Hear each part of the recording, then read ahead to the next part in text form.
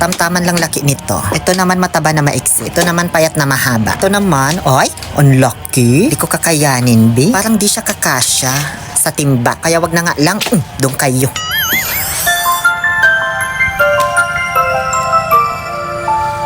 Ay, gamit na gamit yung kanta sa Once Upon a Time. Hi everyone! Hello mga impactitas, mga kadipungal. Muli na namang nagbabalik ang baklang laging sinasabihang salot sa lipunan kahit hindi naman nanganganak. Wala po kaming kinalaman sa overpopulation na isa sa mga pangunahing sanhi kung bakit naghihirap ang Pilipinas. Buti na nga lang may tanim kaming kamuting kahoy. Kaya kahit mahirap ang buhay dito, nakakasurvive pa rin naman kahit papano.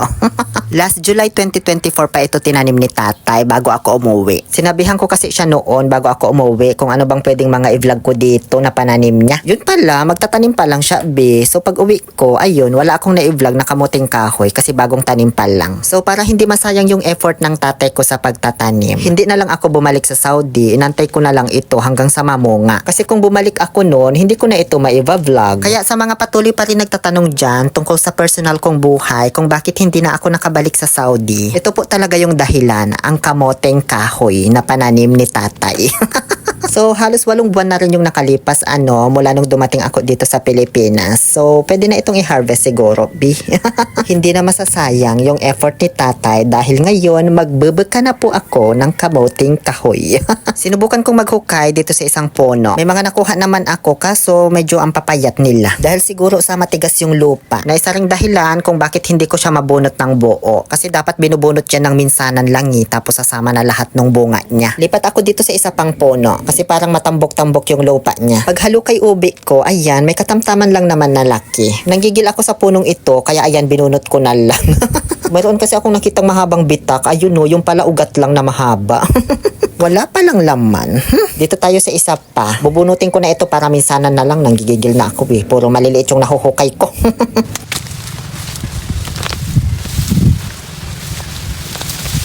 Pagbunot ko, ayan, ganyan yung laman. Maliliit na nga lang, kukunti pa, nabali pa yung iba na iwan doon sa ilalim ng lupa.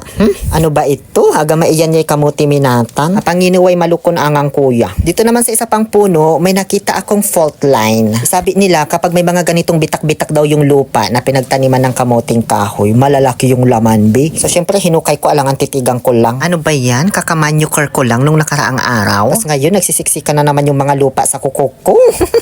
So, ayan po yung naging laman niya. Mahaba pero payat. Ayoko nung ganyan. Gusto ko yung parang lata ng sardinas, yung laki. Ay, ba't mo binunot naman yan? May laman ba? Ay, meron din, kahit papano. Marami-rami na rin itong nakuha namin, kahit maliliit pa yung iba. Siguro abot sa 4 na kilo din ito. Sapat naman na ito para sa lulutuin ko. Nakasava cake. Kaya ayan, pinag-iipon ko na lang, tsaka ko inilagay sa timba. At nang makauwi na. Kaso, bigla man akong naabutan ni tatay habang nagkukup-kup ako ng kamuti. Sabi niya, magbunot pa daw ako ng isang puno. Ang dami naman na ito, baka mabulok na. Di ko rin mailuto lahat.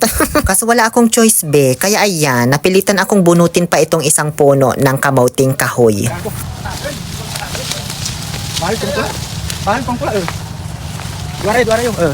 Abay si kayo. Nabay kasi ka di tama buna-buna. At nung pagkabunot ko, be, swerte kasi marami siyang bunga at malalaki pa yung iba. Bale, itong puno lang na ito yata yung pinakamatino sa kanilang lahat. Malambot kasi yung napagtaniman na lupa niya. Buhaghag siya. Ayan ang lalaki, diba? So ayun, dahil sa natuwa ako, binitbit ko na lang siya ng buo kasama yung tangkay. Aray ko ang bigat, Diyos ko, nabaliwat yung braso ko. Anong tinitingin-tingin nyo dyan? Di ko pa ito iluluto, no? Parang nakakapanghinayang man kasi tanggalin doon sa puno niya. Ang sarap titigan. Bale, itatabi ko muna itong lahat dito sa timba para mahimasmasan muna siya bago ko iluto. Isasama ko pa kaya ang mga to? Mukhang magulang na, wag na lang, no? Pagkatapos ko magbeka ng kamuting kahoy, may follower akong napadaan dito sa aming bahay. Galing Kennedy. Tawang-tawa daw kasi sila sa mga video ko. Sabi ko naman, malamang kaya nga komedi Alangan maiyak kayo. Charot. Shout out po sa inyo from Batang Maligalig. Nakakahiya, ang hagad ko pa naman dyan.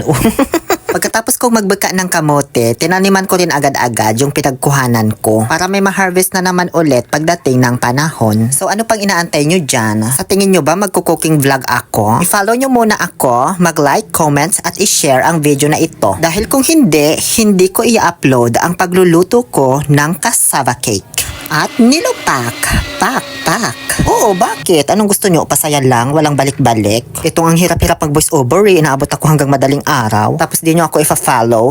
Muli, ito po ang inyong Happy Pill Oliver Castro na nagsasabing, no to toxicity, let's make people happy.